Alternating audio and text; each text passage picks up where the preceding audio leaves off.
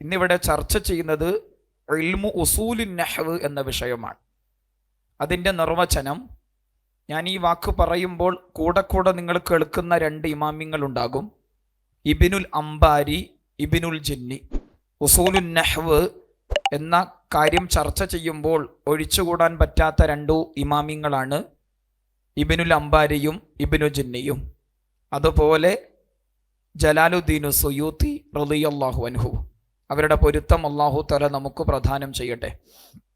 ഇൽമു ഉസൂലിൻ നഹ്വ് എന്ന് പറഞ്ഞാൽ ഇൽമുൻ യുബ്ഹസു ഫീഹി അൻ അദില്ലത്തിൻ നഹ്വി അൽ ഇജ്മാലിയ്യ മിൻ ഹൈസു അദില്ലതുഹ വ കൈഫിയത്തുൽ ഇസ്തിദ്ലാലി ബിഹ വ ഹാലിൽ മുസ്തദിൽ. ഇതാണ് ഉസൂലുൻ നഹ്വ് എന്ന ശാസ്ത്രത്തിൻ്റെ നിർവചനം. ഒരിക്കൽ കൂടി പറയാം. ഇൽമുൻ യുബ്ഹസു ഫീഹി, ഇൽമുൻ യുബ്ഹസു ഫീഹി അൻ അദില്ലത്തിൻ നഹ്വി അൽ ഇജ്മാലിയ്യ മിൻ ഹൈസു അദില്ലതുഹു, മിൻ ഹൈസു അദില്ലതുഹു വ കൈഫിയത്തിൽ ഇസ്തിദ്ലാലി ബിഹ വ ഹാലിൽ മുസ്തദിൽ. ഇതാണ് ഉസൂലുൻ നഹ്വിൻ്റെ നിർവചനം. അഥവാ വ്യാകരണത്തിൻ്റെ പൊതുപ്രമാണങ്ങളെക്കുറിച്ചും ആ പൊതുപ്രമാണങ്ങൾ മുഖേന എങ്ങനെയാണ് നിയമങ്ങൾ അടർത്തിയെടുക്കുന്നത് എന്നും അടർത്തിയെടുക്കേണ്ട മനുഷ്യൻ്റെ വിശേഷണങ്ങൾ എന്താണെന്നും ചർച്ച ചെയ്യുന്ന ശാസ്ത്രം. അതാണ് ഇൽമു ഉസൂലിൻ നഹ്വ്. ഇൽമുൻ യുബ്ഹസു ഫീഹി അൻ അദില്ലത്തിൻ നഹ്വി അൽ ഇജ്മാലിയ്യ മിൻ ഹൈസു അദില്ലതുഹു വ കൈഫിയത്തുൽ ഇസ്തിദ്ലാലി ബിഹ വ ഹാലിൽ മുസ്തദിൽ. മൂന്ന് കാര്യങ്ങൾ നിങ്ങൾ ആ നിർവചനത്തിൽ ശ്രദ്ധിച്ചിട്ടുണ്ടാകും. മൂന്ന് കാര്യങ്ങൾ, അഥവാ നഹ്വിൻ്റെ പൊതുപ്രമാണങ്ങളെക്കുറിച്ച് അത് പ്രമാണമാണെന്ന നിലക്ക് ചർച്ച ചെയ്യണം. രണ്ടാമത്തേത്, ആ പ്രമാണങ്ങളെ കൊണ്ട് എങ്ങനെയാണ് തെളിവ് പിടിക്കേണ്ടത്, ലക്ഷ്യം അവലംബിക്കേണ്ടത് എന്ന് ചർച്ച ചെയ്യണം. മൂന്നാമത്തേത്, ഈ തെളിവ് പിടിക്കുന്നവൻ്റെ, തെളിവ് ചർച്ച ചെയ്യുന്നവൻ്റെ, അടർത്തിയെടുക്കുന്നവൻ്റെ വിശേഷണങ്ങൾ എന്തെല്ലാമുണ്ട്. ഈ മൂന്ന് കാര്യങ്ങൾ ചർച്ച ചെയ്യുന്ന ശാസ്ത്രമായിരിക്കും ഉസൂലുൻ നഹ്വ്. ഓരോന്നോരോന്ന് ഉദാഹരണത്തിന് വേണ്ടി പറഞ്ഞു പോവാനുള്ള സമയമേ ഉള്ളൂ. ബൃഹത്താണ്, സങ്കീർണമാണ്, ചിലതെങ്കിലും കോംപ്ലിക്കേറ്റഡ് ആണ്. പക്ഷേ ഈ ശാസ്ത്രം അറിയാൻ, മൊത്തത്തിലൊന്ന് അറിഞ്ഞിരിക്കാനുള്ള വിഷയങ്ങൾ മാത്രമാണ് നിങ്ങളുടെ മുമ്പിൽ അവതരിപ്പിക്കുന്നത്. നഹ്വിൻ്റെ പൊതുപ്രമാണങ്ങളെക്കുറിച്ച് ചർച്ച ചെയ്യണമെന്ന് പറഞ്ഞു. എന്താണ് ഈ നഹ്വിൻ്റെ ഇജ്മാലിയായ ദലീൽ? നഹ്വിൻ്റെ ഇജ്മാലിയായ ദലീലിനെ നമുക്ക് രണ്ടായി തരം തിരിക്കാം. നഹ്വിൻ്റെ പൊതുപ്രമാണങ്ങളെ നമുക്ക് രണ്ടായി തരം തിരിക്കാം. ഒന്നാമത്തേത് അൽ അദില്ലത്തുൽ ഗാലിബ, ഒന്നാമത്തേത് അൽ അദില്ലത്തുൽ ഗാലിബ, രണ്ടാമത്തേത് അൽ അദില്ലത്തു ഗൈറുൽ ഗാലിബ. ഇതാണ് നഹ്വിൻ്റെ പൊതുപ്രമാണങ്ങൾ. വ്യാകരണത്തിൻ്റെ പൊതുപ്രമാണങ്ങളെ രണ്ടായി തരംതിരിക്കാം. ഒന്ന്, പ്രസിദ്ധമായ പ്രമാണങ്ങൾ, മികച്ചിരിക്കുന്ന പ്രമാണങ്ങൾ, അൽ അദില്ലത്തുൽ ഗാലിബ. രണ്ടാമത്തേത് അൽ അദില്ലത്തു ഗൈറുൽ ഗാലിബ, അത്ര കണ്ട് പ്രസിദ്ധി ആർജിച്ചിട്ടില്ലാത്ത പ്രമാണങ്ങൾ.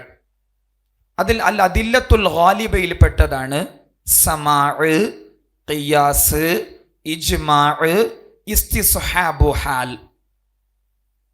പ്രസിദ്ധമായ നഹ്വിൻ്റെ പൊതുപ്രമാണങ്ങളാണ് ഇജ്മാഅ്, ഖിയാസ്, സമാഅ്, ഇസ്തിസ്ഹാബു ഹാൽ. മറ്റൊന്നല്ല അദില്ലത്തുൽ ഗൈറുൽ ഗാലിബ, അത്ര കണ്ട് പ്രസിദ്ധി ആർജിച്ചിട്ടില്ല, പക്ഷേ പരിഗണനീയമാണ്, ഗൗനിക്കേണ്ടതാണ്, എമ്പാടും ചർച്ചകൾക്ക് വരാറുണ്ട്. അത്തരം പ്രമാണങ്ങളാണ് അൽ ഇസ്തിദ്ലാലു ബിബയാനിൽ ഇല്ല, അൽ ഇസ്തിദ്ലാലു ബിൽ അക്സ്, അൽ ഇസ്തിദ്ലാലു ബിഅദമിൻ നളീർ, അൽ ഇസ്തിദ്ലാലു ബിഅദമി ദലീലി ഫി ശൈഇ അലാ നഫിയിഹി, അൽ ഇസ്തിഖറാഉ, അൽ ഇസ്തിഹ്സാനു, അദ്ദലീലുൽ ബാഖി. ഇത് പ്രസിദ്ധി ആർജിച്ചിട്ടില്ലാത്ത പ്രമാണങ്ങളാണെങ്കിലും പക്ഷേ പരിഗണിക്കപ്പെടുന്ന പ്രമാണങ്ങളാണ്. ഓക്കെ, അതുകൊണ്ട് ഉസൂലുൻ നഹ്വിൻ്റെ നിർവചനം ഇൽമുൻ യുബ്ഹസു ഫീഹി അൻ അദില്ലത്തി നഹ്വിൽ ഇജ്മാലിയ മിൻ ഹൈതു അദില്ലത്തുഹു. വ്യാകരണത്തിൻ്റെ പൊതു പ്രമാണങ്ങളെക്കുറിച്ചുള്ള ചർച്ചയാണ് ഉസൂലുൻ നഹ്വിൻ്റെ പ്രതിപാദ്യം. അതുകൊണ്ട് ഒരു സംശയം അല്ലെങ്കിൽ ഒന്ന് വിശദീകരിക്കേണ്ട കാര്യം, പൊതുപ്രമാണങ്ങളെന്ന് പറയുമ്പോൾ തഫ്സീലിയായ ദലീലുകൾ അതിൽ നിന്ന് പുറത്താണ്. എന്താണ് ഈ തഫ്സീലിയായ ദലീൽ എന്ന് പറഞ്ഞാൽ എന്താണ്? 2-3 ഉദാഹരണങ്ങൾ പറയാം. വത്തഖുല്ലാഹല്ലദീ തസാഅലൂന ബിഹി വൽ അർഹാമി, ഒരു ഖിറാത്ത് അങ്ങനെയുണ്ട്. വത്തഖുല്ലാഹല്ലദീ തസാഅലൂന ബിഹി വൽ അർഹാമി. ഈ ഖുർആൻ ആയത്തിൽ നിന്ന് ഒരു നഹ്വി നിയമം നിഷ്പന്നമായിട്ടുണ്ട്. ഏതാണ് നഹ്വി നിയമം? ഒരു മജ്റൂറായ മഅ്തൂഫിനെ മറ്റൊരു മജ്റൂറിലേക്ക് അത്ഫ് ചെയ്യുന്ന സമയത്ത് ജാറിൻ്റെ ഹർഫിനെ മടക്കേണ്ടതില്ല. ജാറായ ഹർഫിനെ മടക്കാതെ തന്നെ ഒരു മജ്റൂറിനെ മറ്റൊരു മജ്റൂറിലേക്ക് അത്ഫ് ചെയ്യാവുന്നതാണ്. അതിന് ഒരു തെളിവാണ് ഈ പറഞ്ഞ വത്തഖുല്ലാഹല്ലദീ തസാഅലൂന ബിഹി വൽ അർഹാമി. വൽ അർഹാമി എന്ന ഒന്നിനെ ബിഹി ആ ലമീറിലേക്കാണ് അത്ഫ് ചെയ്തിരിക്കുന്നത്. പക്ഷെ ബാ മടക്കി കൊണ്ടുവന്നിട്ടില്ല. ഇപ്പൊ മജ്റൂറിനെ മറ്റൊരു മജ്റൂറിലേക്ക് അത്ഫ് ചെയ്യുന്ന സമയത്ത് ജാറിനെ മടക്കാതെ തന്നെ അത്ഫ് ചെയ്യൽ അനുവദനീയമാണ്.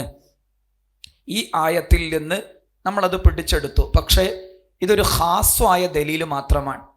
ഈ ഒരു പ്രത്യേകമായ തെളിവ് കൊണ്ട് മജ്റൂറിനെ മറ്റൊരു മജ്റൂറിലേക്ക് അത്ഫ് ചെയ്യുന്ന സമയത്ത് ജാറിനെ മടക്കേണ്ടതില്ല എന്ന് നമ്മൾ പറയുന്നുണ്ടെങ്കിൽ അതൊരു പ്രത്യേകമായ തെളിവിൽ നിന്നുകൊണ്ടുള്ള ചർച്ചയാണ്. ഒന്നാമതായി മറ്റൊരു ഉദാഹരണം, ജസാ റബ്ബുഹു അന്നി അദിയ ഇബ്ന ഹാതിമി ജസാ അൽ കിലാബിൽ ആദിയാതി വഖദ് ഫുഇൽ.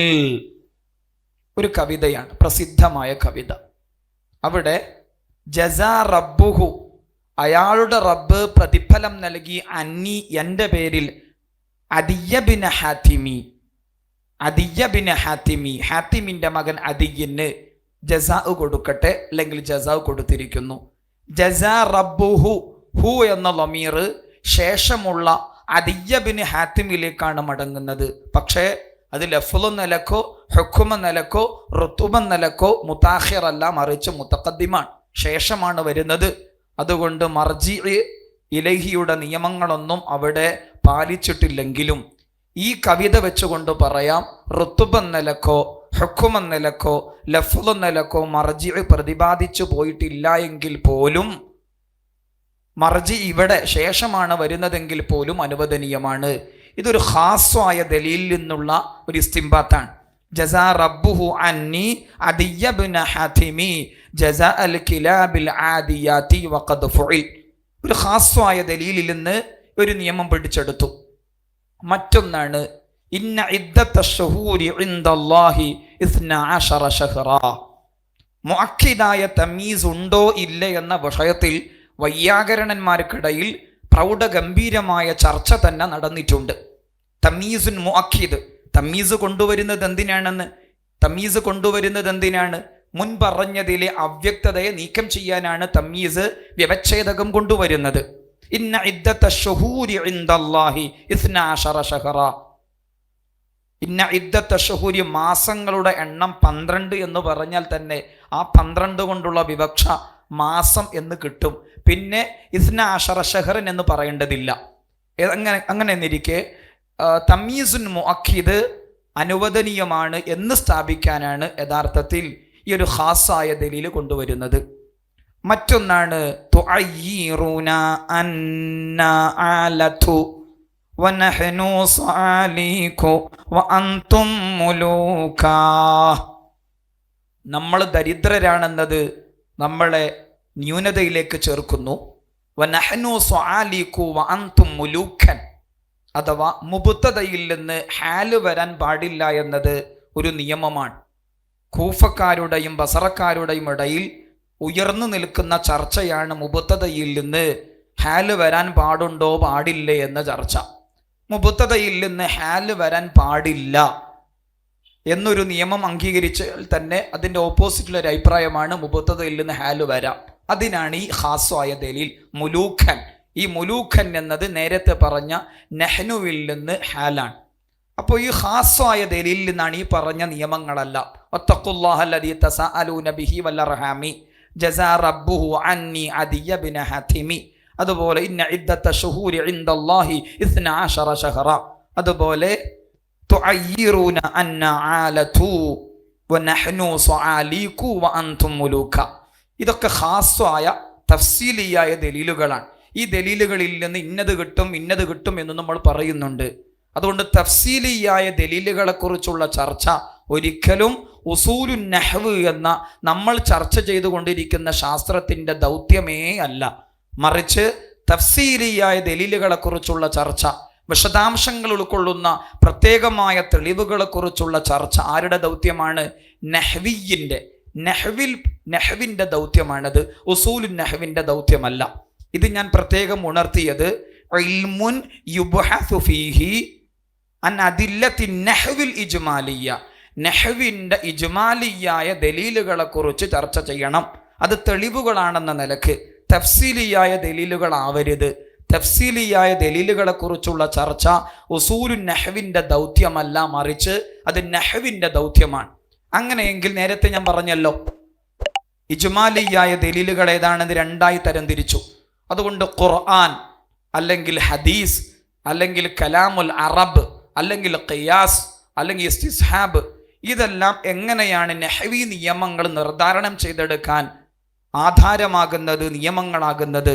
ഇതാണ് ഉസൂലുൻ നഹ്വിലെ ചർച്ച. ഒന്നും കൂടി പറയാം. അൽ അദില്ലത്തുൽ ഗാലിബ. അൽ അദില്ലത്തുൽ ഗാലിബയിൽ നമ്മൾ എത്രണ്ണം എണ്ണി? 4 എണ്ണം എണ്ണി. ഒന്നാമത്തേത് സമാഅ്, രണ്ടാമത്തേത് ഖിയാസ്, മൂന്നാമത്തേത് ഇജ്മാഅ്, നാലാമത്തേത് ഇസ്തിസ്ഹാബു ഹാൽ.